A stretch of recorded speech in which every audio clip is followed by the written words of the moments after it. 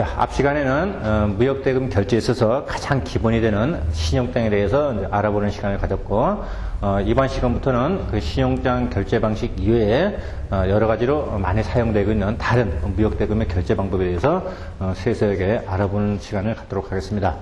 자, 먼저 이제 선지급이라는 것이 있는데, 선지급이라는 것은 이제 말 그대로 그 수입상이 수출상에게 먼저 물품 대금을 먼저 결제를 하고 그 후에 약정된 물품을 인도받는 것을 선지급 방식이라고 그러죠. 그래서 셀러가 있고 바이어가 있으면은 처음에 이제 매매의 그 목적물이 있겠죠.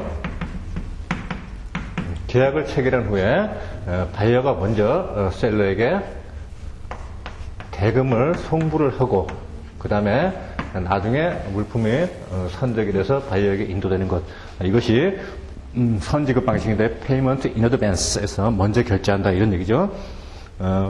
이것이 이제 많이 사용되는 것이 먼저 TT가 가장 이제 일반적인 것인데 TT는 이제 송금 방식이죠. 그래서 보통 LC라든지 추심 방식에서 이제 은행이 개입을 하지만 TT에서는 그냥 돈을 붙여주는 그런 방식이기 때문에 여기서 TT 방식에서의 은행이라는 것은 그냥 송금 창구의 그런 역할만 하는 것이죠. 근데 이제 TT라는 것은 지금 여기서 선지급의 일종인데, 바이어가 물건을 받기 전에 물품을 송부하니까 나중에 셀러가 그 물품 대금을 받고 선적을 안 하게 되면 바이어로서는 상당히 그 낭패를 보겠죠. 그러니까 결국 이제 돈은 못 받고 돈은 띄게 되는 이제 그런 경향이 생길 수가 있는데, 그래서 이것은 보통 아주 첫 거래에서 그 거래되는 물량이 소액이든지 아니면 서로 간에 많은 거래 관계가 있어서 어떤 유대 관계가 형성되었을 때, 즉 리스크가 없다라고 판단되었을 때 그때 이제 바이어가 이 송금 방식을 택하게 되죠. 자, 그다음에는 동시지급 방식이 있다. 동시지급 방식인데 동시지급 방식이라는 것은 말 그대로 물건하고 현물하고 서로 맞바꾸는 것이죠. 그러니까 우리가 일상생활에서 쇼핑을 한다 할 때 백화점이라든지 또는 뭐 아울렛이라든지 이런 데 가가지고 물건을 먼저 고르고 그리고 그 물건 값에 해당하는 금액을 결제를 하고 그렇게 되고 이제 물건을 가져가게 되죠. 그것이 바로 이제 동시지급의 방식인데 동시지급 방식으로서 이제 COD가 이제 일반적이죠. 그래서 cash on delivery 이렇게 되는데 자, 이런 경우는 이제 어떤 경우냐면은 셀러가 물건을 먼저 선적을 하고 그 다음에 셀러의 에이전트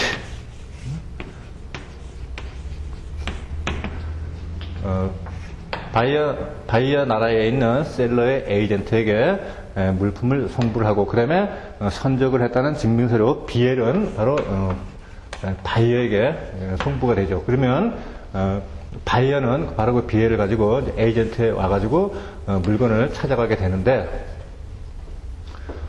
찾아가게 되는데 바이어가 에이전트에 와 있는 그 물품을 조사를 해보고 즉 현품을 확인한 다음에 그것이 품질에 합당하다고 판단되었을 때 그때 이제 대금을 지급하게 된단 말이에요.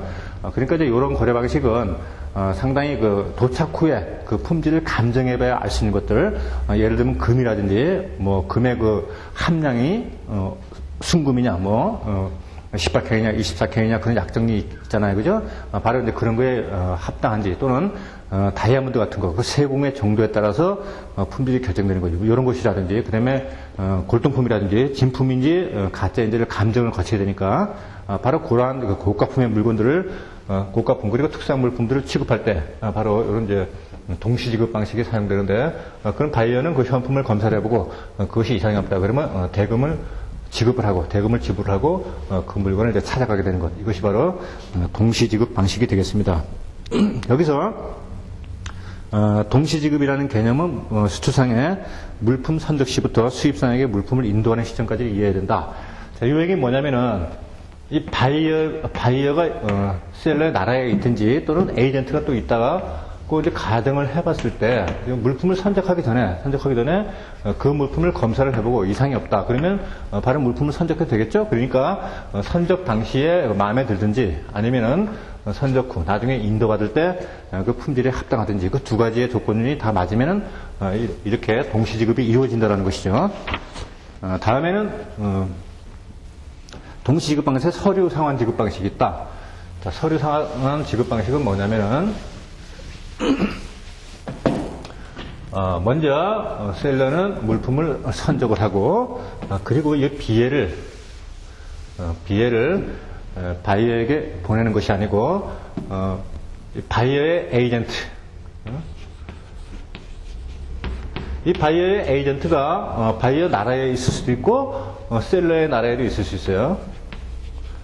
그죠? 이거 이제 바이어스 에이전트고요. 이것도 바이어스 에이전트입니다. 물품을 이제 송부를 한 다음에 그러면 물품이 선적이 되면 또 BL이 이제 발행되겠죠.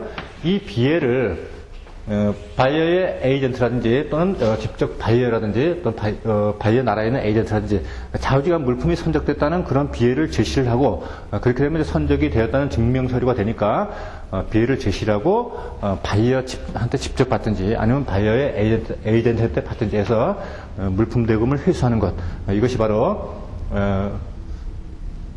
서류 상환 방식에서 이제 CAD라 그러는데 CAD. 자, 그러면 이 거래 관계에서는 지금 그 은행이 지금 개입이 안 돼 있죠, 그죠? 은행이 무슨 뭐 셀러가 뭐 화나움을 발급을 한다든지 발행한다든지 그런 것도 전혀 없고, 그다음에 바이어가 어떤 그 LC를 개설한다든지 그런 건 전혀 없죠. 그래서 이 CAD 방식에서 가장 중요한 것은 바로 이 환호음이 발행되지 않는다. 자, 이것이 아주 키포인트고, 그 다음에 좀 이따 배우시게 되는 DP의 유럽 방식이다라는 거, 이것도 꼭 알아두시기 바랍니다.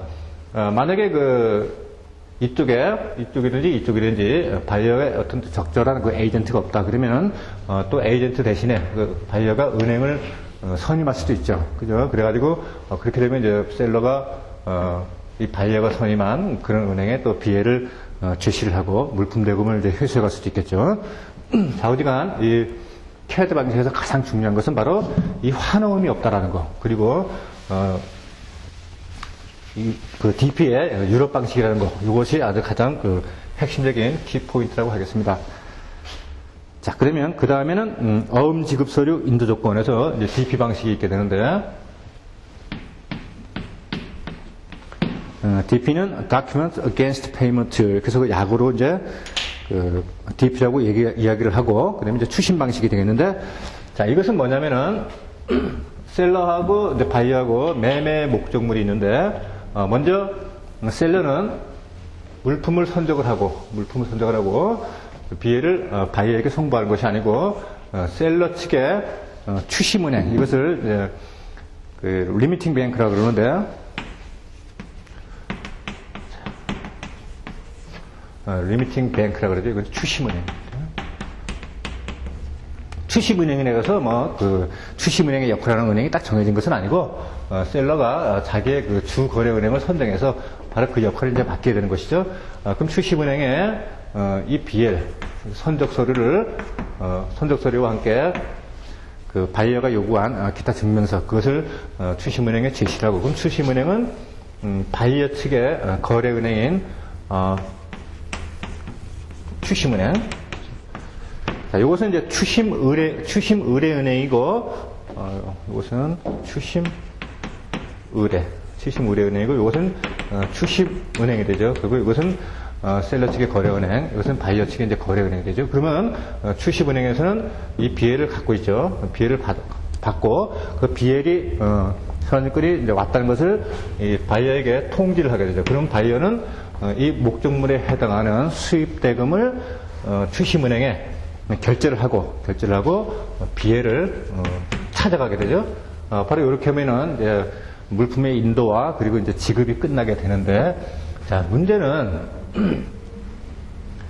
이렇게 물품을 선적도 다 했고, 그래서 뽕 해가지고 바이어 나라로 이 배는 떠났단 말이에요. 출항을 했어요.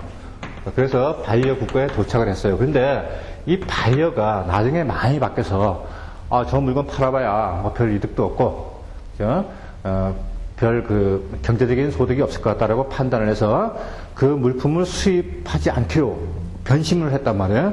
자, 그랬을 경우는 어떻게 합니까? 셀러는 물건을 보냈고, 바이어 측에서는 BL을 회수하려면 물품 대금을 결제를 해야 되는데, 물품 대금 결제를 안 하고 그것을 인도를 거부한다. 이렇게 되면 셀러 측에서는 상당히 낭패가 되겠죠. 결국은 바이어 측에 도착한 그 물건을 다시 회수를 해야 되는데, 그죠? 다시 그 반송하는 그 비용도 만만치 않거니와, 그 다음에 그 회수해온 그 물건을 또 셀러 나라에서 또 팔 수도 없겠죠. 그래서 상당히 그 진퇴양난의 경우에 속하게 되는데, 이런 경우는 이제 셀러와 바이어 간에 서로 간의 그 신용 관계가 아주 돈독한 경우에 있을 수 있는 일이 되겠습니다. 왜냐하면 바이어 측에서 고의적으로 이 비해를 인도받고 그다음에 대금 결제하는 것을 거부를 한다. 그것은 무슨 얘기냐면은 물품이 만약에 10만 불이다. 그렇게 되면 내가 인도를 거절하겠다. 그렇게 되면 어떻게 돼요? 셀러 측에서는 뭐 물에 빠진 사람 지푸라기 잡는다는 식으로, 그죠? 어떻게 쓰든지 조금이라도 그 피해를 만회하기 위해서 조금 피해를 보고 차라리 물건을 인도하는 것이 더 낫겠죠. 바로 그러한 셀러의 약점을 노려서 바이어가 악용할 수 있겠죠. 그렇게 되면 결제 대금이 이제 10만 불인데 뭐 7만 불이나 6만 불이나 이렇게 그 바이어가 그 대금을 깎아가지고 결국은 이제 물품을 인도하게 되는 이제 그런 경우가 이제 발생할 수 있겠죠. 그래서 이 DP 거래 같은 것도 상당히 그 셀러하고 바이어하고 상호 간의 그 신용이 돈독해야 된다. 그러면 결국은 여기에 추심의뢰은행, 리미팅 뱅크든지 또는 콜렉팅 뱅크든지, 자, LC에서는 그죠? LC에서는 이 BL을 매입은행에 이제 제시를 하게 되면 수출대금을 선지급받았고, 그 다음에 이쪽에 이싱뱅크, 신용증 발행은행에서는 지급을 보증했단 말이에요. 그래서 이제 LC는 상당한 그 안전한 그런 대금 결제 방법이었는데, 자, DP에서는 추심의뢰은행과 콜렉팅 뱅크는 아무 역할도 하지 않는다. 즉 지급에 대해서는 전혀 책임을 지지 않는다. 그것은 어디까지나 추심의뢰은행과 추심은행은 그냥 셀러와 바이어 사이에서 그냥 심부름꾼에 지나지 않는다는 거. 이것도 잘 알아두시기 바라겠습니다. 그 다음에 이쪽에 이제 셀러가 추심이라는 것은 돈을 받아달라는 것이죠. 그러니까 셀러를 추심 의뢰인 그래가지고 프린서플이라고, 그 다음에 이 지급인, 그러니까 여기서 지금 나중에 결국 이제 수입자가 그 대금을 지급을 해야 되니까 이것을 드로이라고 한다. 그 환어음에 대해서 결국은 이제 지급을 해야 될 그런 책임이 있으니까 이것은 바이어를 다른 말로 또 드로이 해가지고 지급인이다 그런다. 신용장 방식에서는 바로 이 지급인이, 그죠? 그 환어음에 대해서 결제를 책임을 진 사람이 바로 이싱 뱅크, 신용장 발행은행이었었죠. 자, 이런 것들 다른 그 신용장과는 달리 다른 방식의 그 대금 결제에서 또 다르게 또 호칭하는 거, 프린시펄, 그다음에 주로 이런 식으로 서로 역할이 바뀐다는 것도 잘 알아두시기 바랍니다. 자, 그 다음에는 후지급 방식이 있다. 후지급 방식.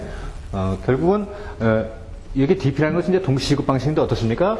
결국은 이제 BL을 받는 조건으로 바이어가 대금을 지급해야 되니까 BL하고 BL하고 현금하고 서로 이제 맞바꾸는 게 되죠, 그죠? 그러니까 이제 동시지급 인도 조건이 되는 것이죠. 자, 그 다음에는 후지급 방식이 있다. 후지급. 이것은 아까 그 COD 방식하고 또 아까 저기 CWO, 그 선지급 방식하고 좀 또 반대의 개념이죠. 이것은 먼저 셀러가 물품을 송부하고, 그 다음에 돈은 나중에 받는 것. 그러니까 한마디로, 크레딧 비즈니스에서 이제 외상거래가 되겠습니다. 자, 이것도 이제 경우는 똑같습니다. 처음에 셀러하고 바이어 사이에서 매매 목적물을 셀러가 송부를 하고, 이러한 과정은 다 똑같은데, 여기서는 지금 DP 방식에서는 BL을 찾아가려면 바로 이제 그 대금을 결제하고 찾아가야 됐잖아요. 그런데 이 DA 방식, 서류 인수도 방식에서는 이것이 일정한 기간이 있단 말이에요. 그죠? 이 BL이 선적이 된 날로부터 after BL date, after the issuing date of BL, 뭐 이런 식으로 이제 표현을 하게 되는데, 이 BL이 발행된 날로부터 뭐 30일, 30 days, 또는 60일 해서 보통 30일, 60일, 90일, 120일 이런 식으로 3개월 단위로 이렇게 약정을 하게 되는데 바로 BL이 발행된 날로부터 30일 그러니까 BL을 먼저 찾아가죠. 바이어가 BL을 먼저 찾아가서 물품은 다 인도를 받고 그 다음에 이 약정된 날짜 안에 BL이 발행된 날 60일 조건이다. 그렇게 되면 그 60일 이내에 이쪽에 그죠? 이쪽 거래은행에 그 대금을 결제를 하고 그러면 그 결제은행은 이쪽에 그 셀러 측의 거래은행에 송금을 하고 그렇게 되면 나중에 셀러가 그 대금을 회수해 가는 것. 이것도 이제 만약에 뭐 3개월이 지났다, 60일이 지났다, 그래서 수입상이 물건 다 찾아가고 다 판매한 다음에 그 다음에 그 대금을 지급을 하지 않게 되면은 이것도 좀 상당히 그 낭패가 되겠죠. 그러니까 어지간한 그 신용거래가 아니고서는 DA 방식은 잘 하질 않죠. 그러나 이것도 보통 이제 실무에서도 DA, DP 이런 것도 다양하게 많이 쓰입니다. 그래서 수입상의 입장에서는 그 안전하게 나중에 이제 물품 대금을 회수하기 위해서 무역 보험을 이제 들게 되죠. 그래서 수출 보증 보험에 바로 이런 것들 이제 보험을 부부를 하고 그래서 나중에 사고 발생 시를 이제 대비를 하게 되죠. 그래서 수출 이런 경우는 전부 다 수출 보증보험을 들므로써 그 결제에 대한 리스크를 상당히 그 줄일 수 있겠죠. 그래서 지금 이것은 이제 분할 지급해가지고 DA 방식, 어음서류 인스토 방식에서 Document Against Acceptance에서 DA라고 한다. 자, 이렇게 이제 정리를 해 두시고, 그 다음에 청산 계정이라는 것이 있다. 청산 계정, 오픈 어카운트라고 그러죠.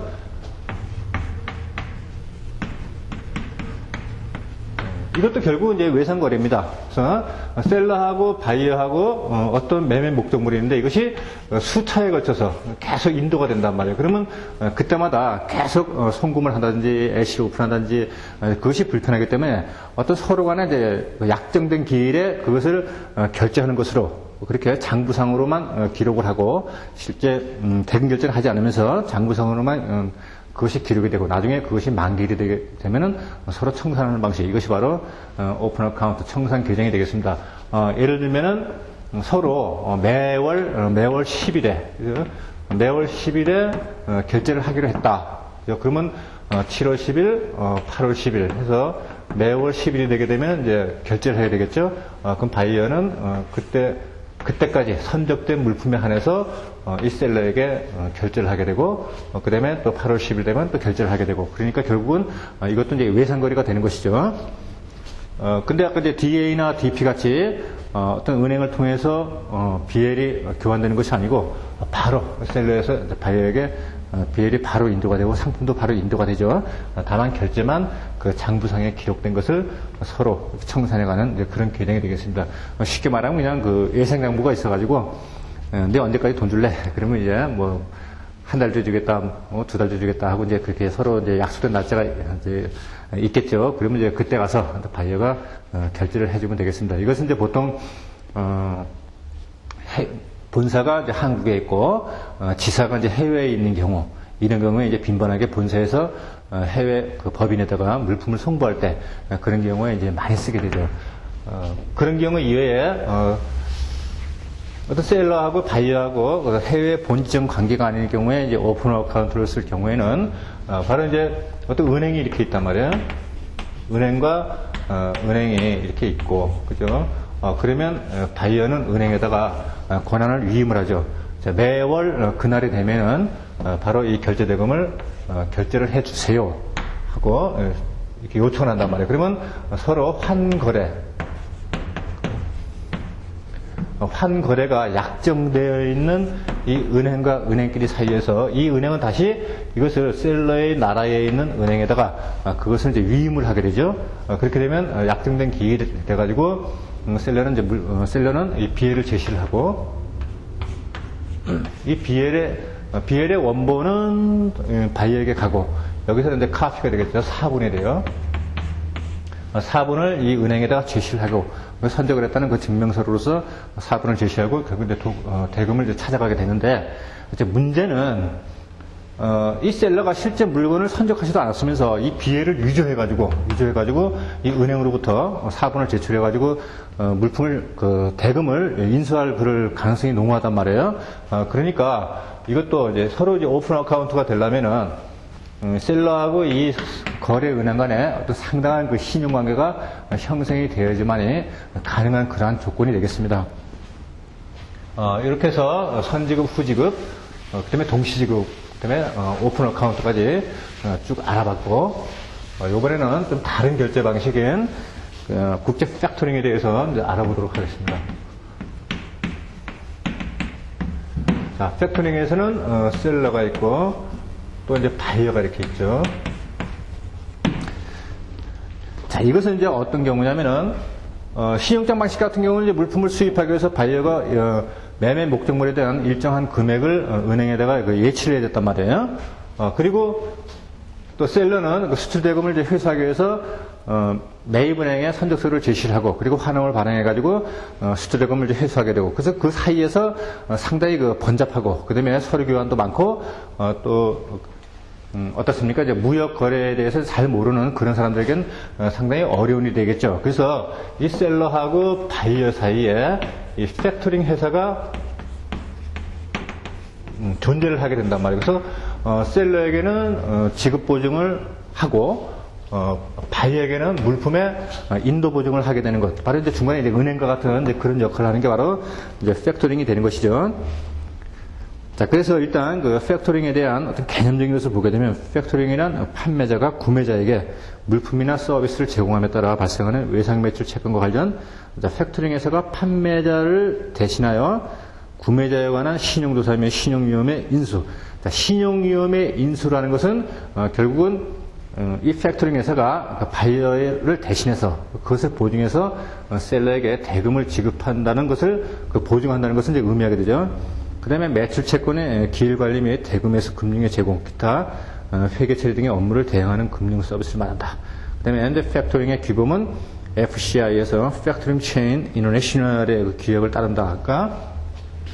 일단 셀러가 바이어에게 물품을 송부를 하고 BL도 다 넘겨주게 되죠. 넘겨주게 되는데 그럼 돈은 바이어가 주는 것이 아니고 바이어하고 팩토링하고 약정된 그런 팩토링 회사가 바로 셀러에게 대금을 지급하게 되죠. 이것이 이제 나중에 뭐 외상거래 아까 했던 DA 거래라든지 이제 그럴 경우에는 만기일이 됐을 때 이 바이어가 대금을 지급하지 않게 되면 그때는 팩토링 회사가 셀러에게 그 대금을 이제 지급을 하게 되죠.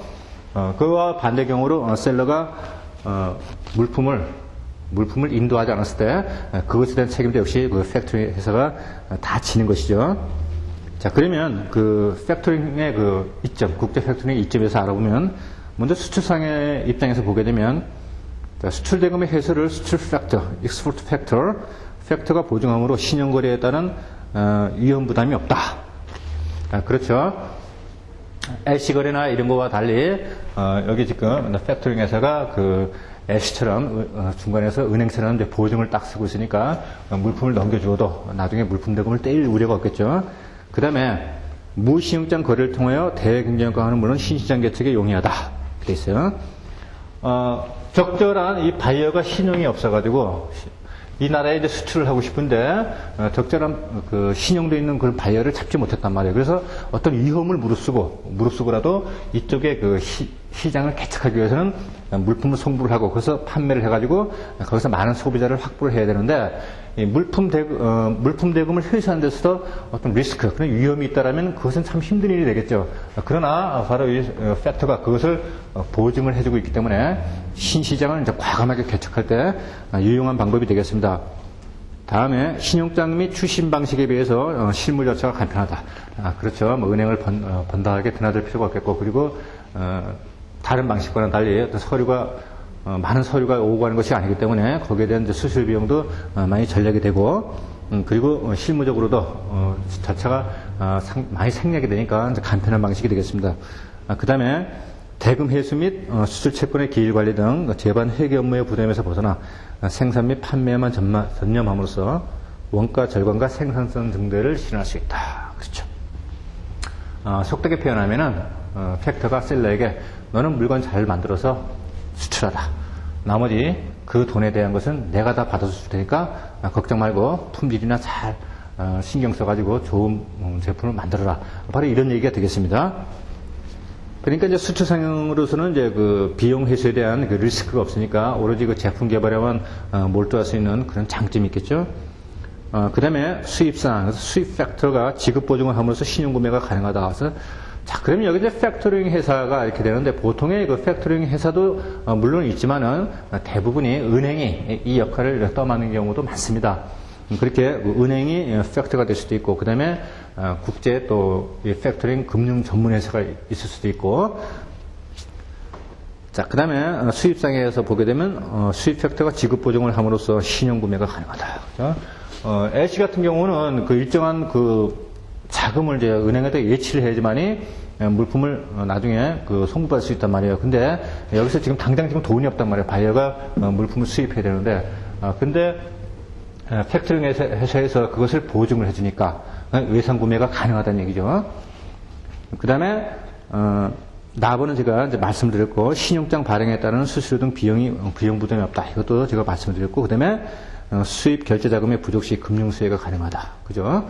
조금 전에 말씀드렸듯이 지금 당장 어떤 물건을 급하게 수입을 해야 되는데 지금 제가 현찰이 지금 없단 말이에요. 그랬을 경우에는 수출 팩터의 보증을 받아서 셀러에게 지급 보증을 함으로써 물품을 그 수입을 할 수 있겠죠. 그 다음에 수입 팩터의 신용 한도 설정으로 계속 구매가 가능하다. 자, 첫 번째, 만약에 10만 불짜리 이런 거래를 했는데, 그죠? 이 바이어가 아주 신용을 잘 지켜가지고, 팩토링 회사부터 어떤 그 상당한 하이 랭킹의 그런 신용 등급을 부여받았단 말이에요. 그러면 자동적으로 계속 나중에 20만 불, 30만 불 하는 식으로, 계속해서 이 신용을 위해서, 즉, 외상으로서 계속 팩토링 회사의 보증을 유지할 수 있기 때문에, 상당히 그 유리한 제도가 되겠다. 그 다음에 수입 팩터로부터 만기일 관리된 회계 관리 서비스 제공받는다. 그러니까, 이 바이어가 일일이 그것의 회계를 다 계산하는 것이 아니고 어떤 적정한 기일에 그 수입 대금을 결제해야 될 날짜, 그리고 그것에 수반되는 여러 가지 회계 사항들, 바로 이쪽에 팩토링 회사의 그 수입 팩터가 그 서비스를 다 제공을 한다는 것이죠. 결국은 이것은 이제 이렇게 LC보다 이렇게 가장 좋은 제도는 좋은 제도인데, 이것이 이제 공짜로 될 리는 없겠죠. 그만큼 어떻습니까? 이 팩터의 보증 수수료가 상당히 그 비싸게 되겠죠. 세상에 뭐 어느 한쪽만 그 좋은 방법은 없겠죠, 그죠? 팩토링 회사로서도 상당한 그 위험 부담을 또 안아야 되기 때문에 그것에 대한 그 예방책은 다 준비가 되어 있겠습니다. 그 다음에 포페이팅 방식이 있다. 그래서 자, 현금을 대가로 채권을 포기 또는 약속금을 이전의 소비자에게 소구함이 없이 고정이자율로 할인하는 금융기법을 말한다. 네? 자, 여기서 그죠? 아까 LC 방식에서 매입은행이 먼저 셀러에게 수출대금을 선지급하고 나중에 신용장 발행은행 이신뱅크로부터 이제 수출대금을 회수를 해야 되는데, 나중에 그것이 지급이 거절당했을 때 그때는 이미 셀러에게 지급했던 그러한 금액을 다시 구상권을 행사해서 이 매입은행이 회수하는 것, 그것을 소구라 그랬어요, 그죠? 소구, 리코버스. 그러니까 이것이 없다는 것이죠. 그러니까 without recours가 되는 거죠. 그럼 이제 셀러가 어음을 발행을 했는데 매입은행이 그 어음을 인수를 하고 나중에 그 돈을 지급받지 못했을 때 회수하지 않으니까, 즉 소구를 하지 않게 되니까 어떻게 되죠? 이것은 한마디로 여기서는 지금 점잖게 지금 포페이팅 방식이라고 했는데 사실은 우리가 속칭 말하는 어음의 할인, 즉 깡이 되겠습니다. 깡을 하는데, 만약에 자 여기서 수출대금 회수하는 돈이 10,000불이다. 10,000불을 셀러에게 지급을 해야 되는데 바로 이렇게 구상권을 행사하지 않는다, 즉 소구를 하지 않는다라고 하면은 그 위험 부담을 은행이 떠안게 되니까, 그러니까 이것이 굉장히 수수료가 굉장히 비싸겠죠. 이것을 뭐 10,000불짜리를 뭐 9만 불이라 9,000불이라든지 8,000불이라든지 하는 식으로 나중에 위험 부담에 대한 그 수수료 그리고 이자까지를 전부 다 공제를 하고, 그리고 이제 수출 대금을 셀러에게 지급을 하게 되겠죠. 대신 그렇게 고리의 이자를 떼는 대신에 이것에 대해서 셀러에게 나중에 사고가 발생할 시에 그것을 요구하지 않는다는 것이죠. 그러니까 여기서 보면은 현금을 대가로 채권을 포기 또는 약소거음을 이전의 소비자에게. 그래서 이전의 소비자라는 것은 이제 그 셀러를 말하겠죠. 자, 소고함이 없이 그 돈을 다시 돌려달라고 요구하는 거 없이 고정된 이자율로 할인하는 금융기법. 그러니까 속칭 말해서 어음깡이 되겠습니다. 그러니까 자, 포페이팅이라는 것은 현금을 대가로 채권을 포기 또는 양도한다는 것을 의미한다. 그죠? 지금 이제 셀러 측 입장에서 바로 지금 돈이 필요하단 말이에요. 그죠? 당장 돈이 필요하다. 그랬을 경우에는 이것을 어음을 이렇게 할인을 받아가지고 물론 이제 수출 대금에서 많이 부족한 그런 현금을 받겠지만 지금 바로 현금을 준다는 그런 차원에서 이 깡을 할 수 있다 이런 것이죠. 그럼 이런 것들은 이제 결국은 이제 어디에 많이 사용되냐면 신입장거래에서 이제 있을 수가 없는 얘기고 주로 이제 연불거래 나중에 이제 할부로다가 이렇게 셀러의 바이어로부터 지급을 받는다든지 아까 말씀드렸던 그 DA 거래 추신거래 방식이라든지 이제 그런 데서 이제 바로 이제 이러일이 이제 발생하게 되는 것이죠. 그래서 이 포페이팅 방식은 개발도상국의 그 수입상들이 부족한 예완수당 때문에 개발에 필요한 설비나 건설 등의 구매 상담 시 연불 조건을 많이 요구하게 되는데 이런 경우에 퍼페이팅은 유용한 결제 수단이 될 수 있다. 자, 이 바이의 나라가 개발도상 국가란 말이에요. 뭐 저쪽에 뭐 아프가니스탄이라든지 스리랑카라든지 아주 그 방글라데시라든지 빈국에 해가지고 그 이 수입 대금을 결제할 그런 외화, 즉 달러라든지 또는 기타 결제가 가능한 외화가 부족하단 말이에요. 그죠? 그러면 이 셀러 측에서 입장에 봤을 때는 그것을 한꺼번에 다 못 받고 할부식으로 해가지고 일정 기간 동안 끊어서 수출 대금을 이제 회수를 하게 되겠죠. 그런데 그것은 지금 이 셀러 측에서는 상당히 부담스러운 일이 되기 때문에 바로 그러한 것을 이쪽에 이제 포페이팅 회사가 퍼페이팅을 함으로써 그것이 셀러가 안전하게 그 물품을 이제 물품 대금을 회수할 수가 있죠. 물론 이자율은 되게 비싸겠지만은 그래서 이제 연불 조건 즉 순차적으로 연불이라는 것은 이제 한꺼번에 지급하는 것이 아니고 순차적으로 지급해야 되는 돈. 그러니까 이제 그 결제 대금이 굉장히 크겠죠. 그죠? 그래서 그런 것들은 뭐 기계라든지 어떤 중장비라든지 어떤 플랜트 수출 같은 거, 뭐 화학 단지를 한 만큼 뭐 이렇게 건설을 한다든지 거기에 수반되는 아주 그 많은 돈이 투자가 되는 그러한 그 산업 설비에서 많이 사용되는 그러한 그 금융 제도가 되겠습니다. 그래서 이제 컨트리 리스크, 그러니까 개발도상 국가의 그런 환 위험 그리고 어떤 결제에 대한 위험을 이제 피하기 위해서 바로 이 퍼페이팅 방식을 한다. 자, 그러면은 퍼페이팅의 당사자를 보게 되면 수출상과 수입상이 있고 그리고 퍼페이트가 있다. 기한부 어음을 할인해서 매입하는 은행. 그러니까 신용장으로 보면 이제 매입은행이 되겠죠. 그 다음에 이제 보증은행. 수입자를 위하여 지급보증을 하거나 지급보증서를 발급하는 은행을 말한다. 자, 그럼 이쪽에서, 그죠? 소구를 하지 않게 되니까 이쪽에서 할인을 해준 그 은행, 포페이트가 되겠죠? 여기서 이제 포페이트는 현금을 셀러에게 넘겨주는 대가로서 이 소구를 하지 않는다 그랬어요. 그렇게 됐는데 나중에 그 어음이 이쪽에 바이어로부터 지급불능돼가지고 부도가 나오려다. 그랬을 경우에는 포페이트가 상당한 그 위험 부담을 감수하겠죠. 그래서 그것을 또 이 바이어가 내지 않았을 때 그것을 보증해주는 또 보증은행이 하나 필요하죠. 그죠?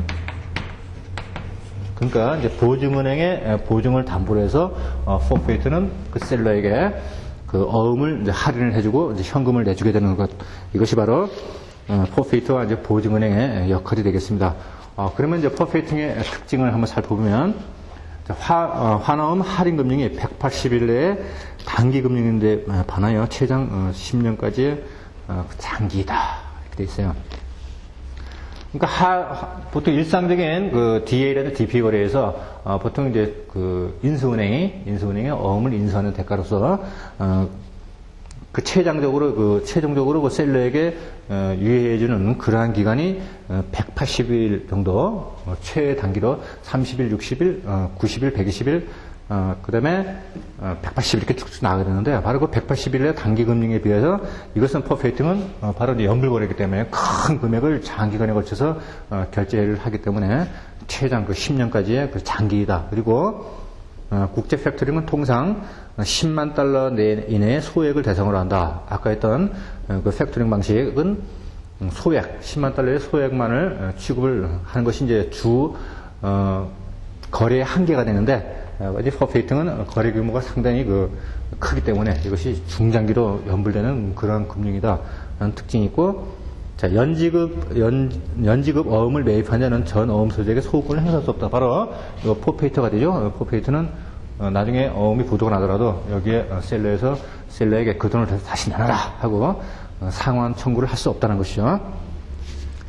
그 다음에 이제 무역대금의 기타 결제 방식으로서는 우편 송금만이 있다.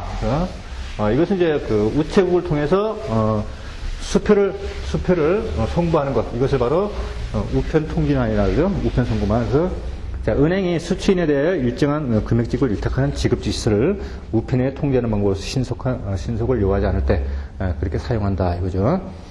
그러면 이제 이쪽에 샌더가 되겠죠. 대금을 은행이 받아서, 그죠? 은행이 받아서 지급 지시하는 것을 바로 우편을 통해서 리시버에게, 수신자에게 바로 위탁하는 그 지급 지시서를 보내게 되면 이것이 바로 우편에 의해서 통지가 된다. 그러니까 나중에 지급 통지서는 여기로 가고 다른 은행으로 이렇게 가게 되고, 그다음에 리시버는, 자, 지급 통지서는 지급 통지서는 이쪽 은행으로 송부가 되고, 그러면 리시버는 이 은행에 와서 돈을 찾아가는 것. 이것도 뭐 일종의 이제 TT 방식인데, TT 방식은 바로 그것이 송금이 이루어진 것에 비해서 우편화 방식은 이렇게 지급 위탁서 또는 지급 통지서를 통해서 나중에 이렇게 대금이 송부가 되는 거니까 시일이 좀 걸리겠죠. 우편 기일이라는 게 있기 때문에. 그래서 시급을 요하지 않는, 자, 그러한 송금을 할 때, 그때 우편 송금망을 쓰게 된다. 거의 뭐 실무적으로는 이 우편 송금망을 쓰는 경우는 거의 없겠죠. 그다음에 전신 송금망은 아까 설명을 드렸어요. 텔레그래픽 트랜스퍼레이션, TT라고 한다. 그래서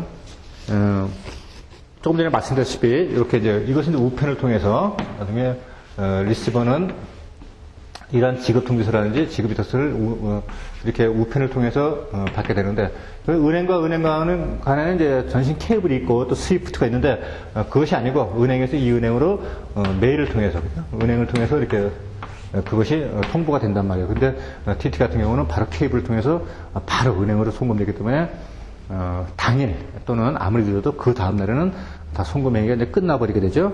그래서 많은 금액을 신속하게 송금할 때 바로 TT 방식을 쓰게 된다. 그 다음에 송금수표에서 Demand Draft, 그래서 약어로는 DD라고 그러는데, 개념은 은행이 발행하는 수표를 수취인에게 송금인이 직접 발송하는 방법으로 소액 송금 시 유용하다.